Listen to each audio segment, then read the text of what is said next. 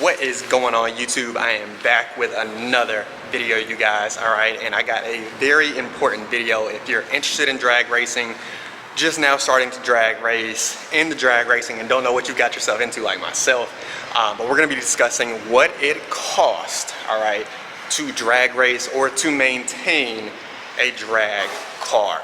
Now, I am discussing my specific car itself, right? The Dodge Challenger 1320. If you don't know what it is, Google it. It is the one of two Dodge cars that is factory set up to go to the drag strip. But that's another video. Check out one of my older ones so you can understand what the 1320 is. But let's hop straight into the video after this cold start.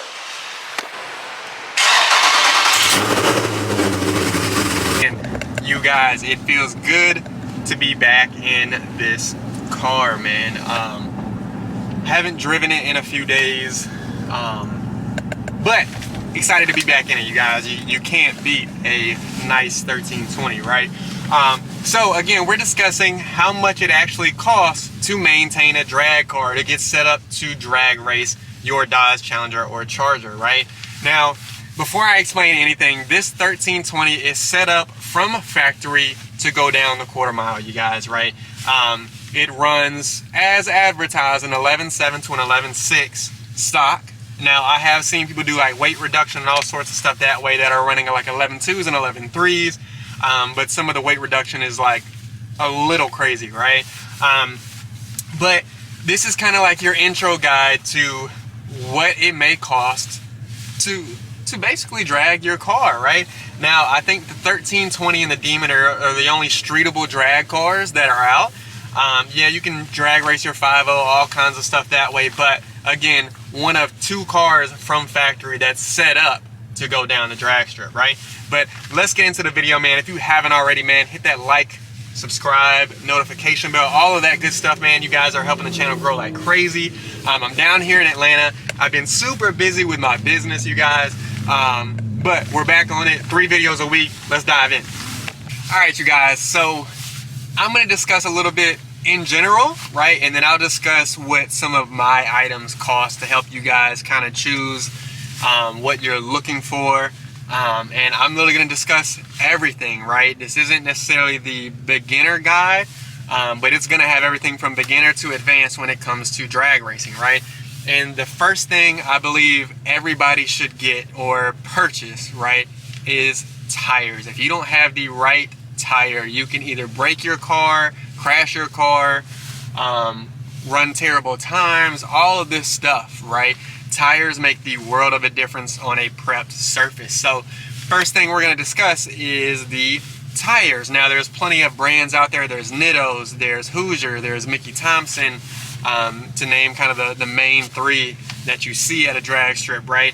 And I used to run the Mickey Thompson Street SS's, but I found that, you know, even with the power that I have, I was still spinning at higher RPM launches, things of that nature, even with a low tire pressure, right? So I decided to go to Mickey Thompson Street R's, but we'll get to that, right? The reason I'm bringing up tires is because it's fairly expensive. So understand one thing. Every time you do a pass, you're going to be doing a burnout, all right, like this.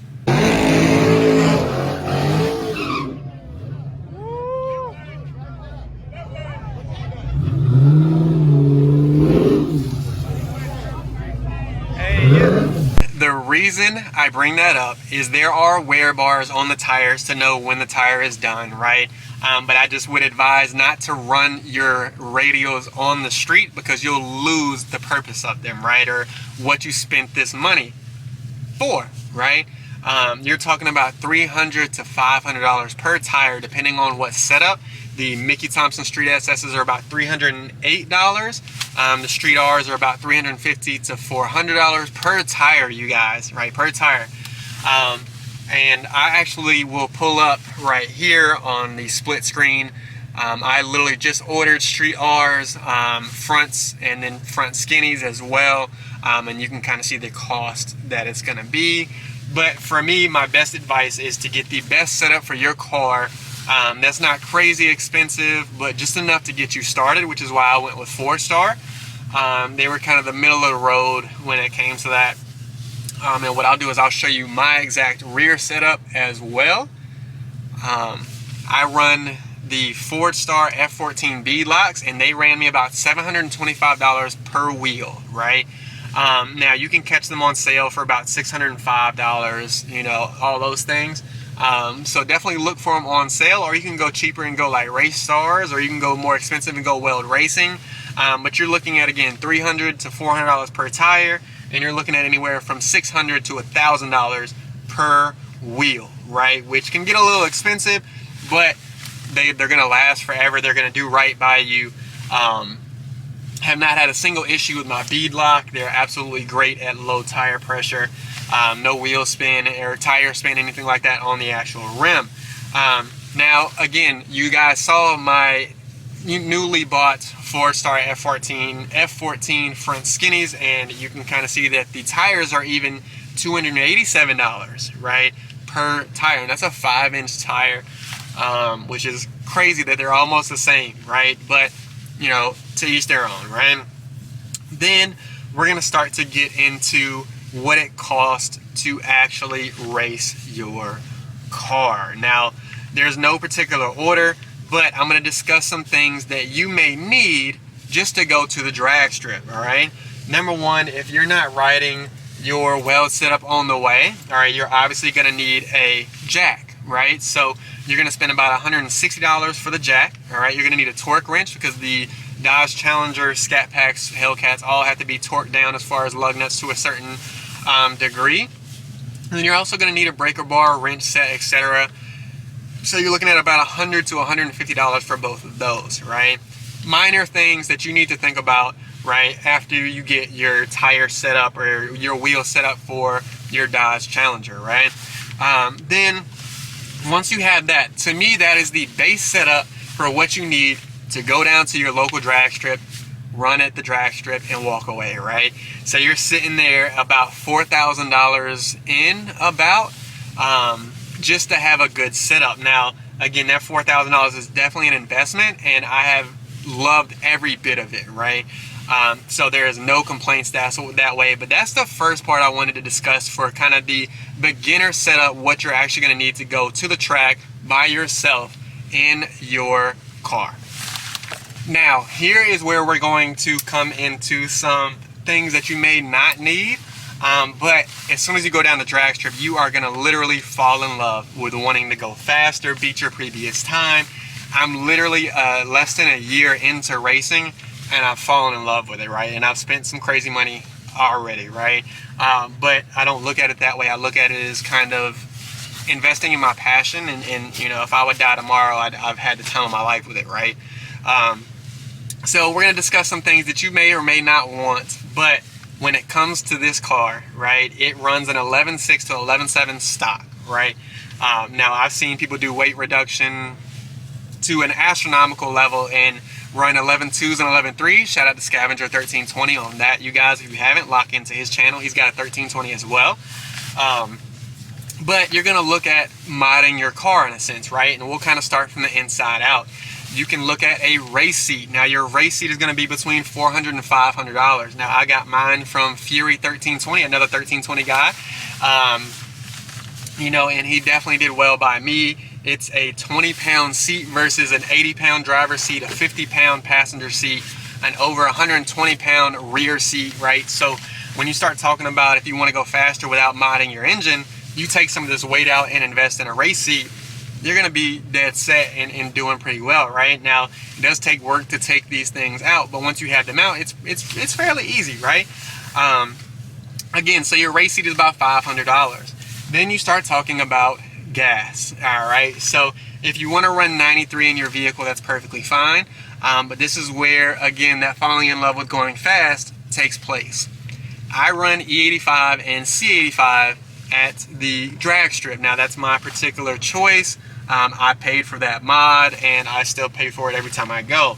Your C85 by the gallon is about $76, give or take where you're actually at, which is a 5-gallon tank, which is pretty expensive, right? And your E85 out of the pump is anywhere from $284, and I've seen it actually at $315 here in Atlanta.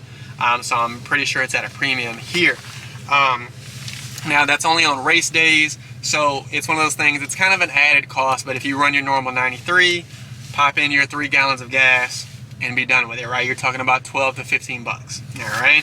Now, to add to that, all right, if you want to mod your car, especially in this 392, you're looking at $1,000 to $7,000 to do simple bolt-ons without cracking open an engine, boosting your car, anything of that nature, right? So you're definitely going to spend a little bit of money to drop a little bit of time when it comes to that, but to really go after certain times, you're gonna have to be boosted, you guys. And if you want to check out some of my cost breakdown videos of a cam, turbos, with my Defame, pro charging, all of those videos are actually in the cost breakdown playlist that I have on my channel. Make sure you check that out.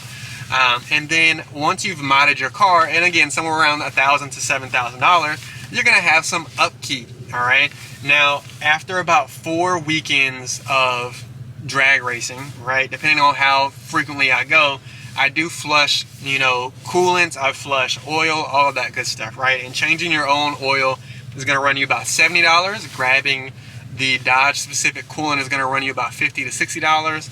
And if you do it yourself, it's free labor, right? But if you have somebody do it, you're adding another, you know, $1,000 in there to do it frequently through the race season, right? Not just once. Hear me out. So the next thing is brakes and rotors, right? I definitely, you guys, everybody wants to go fast, right? But nobody wants to spend the money to stop, because you have to stop a fast car. It is what it is, right? So yes, Dodge does a great job of using Brembos and the 6 pistons, etc., right? But I think a lot of people do switch over to the power stop pads and rotors, and they're a definite value, right? They're $600 for all 4. Great price for them. It's something that I'm going to be switching over to here before April, or before I get into the race season of April. So $600, brand new brakes and rotors, ceramic pads, kick off less brake dust than your normal Brembo. So I'm a fan. I suggest everybody check them out. I'll actually leave a picture of them so you guys can see. They're for 5.7s, Hellcats, 392s, anything, right? Then you're going to be talking about a few more things. All right, now I do have a list because it can get a little crazy. So again, you're already into this anywhere between $4,000 and $15,000, right? And this is without modding a car very heavily, right? This is your base mods, this is your drag weld setup, all of that, right? So you're getting a little pricey, right? But you need to understand it's well worth it to take care of your car in a good way, and to do the minor things first before you start adding power, because you need to learn how to drive your car first. So entry fees can range from $20 to $100 at a drag strip, right? Your testing tunes versus your entries on the weekends for like money, etc.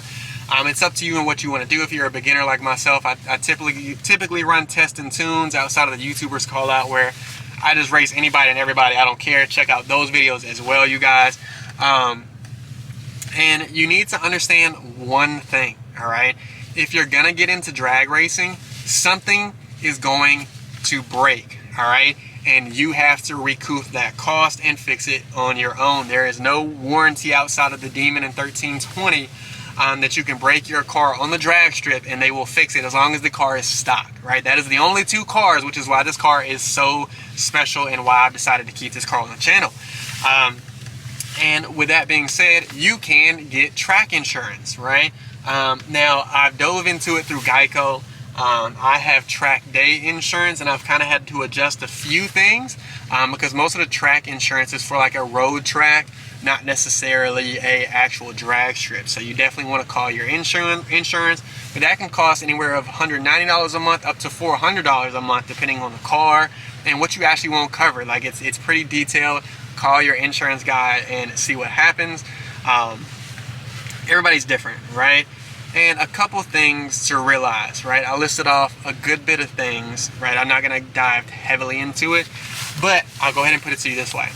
If you want to modify your car to go fast, you're gonna have to modify it heavily to fall into some of these classes. You're talking about 20, 30, up to $100,000 on top of your car cost already, which is wild, man.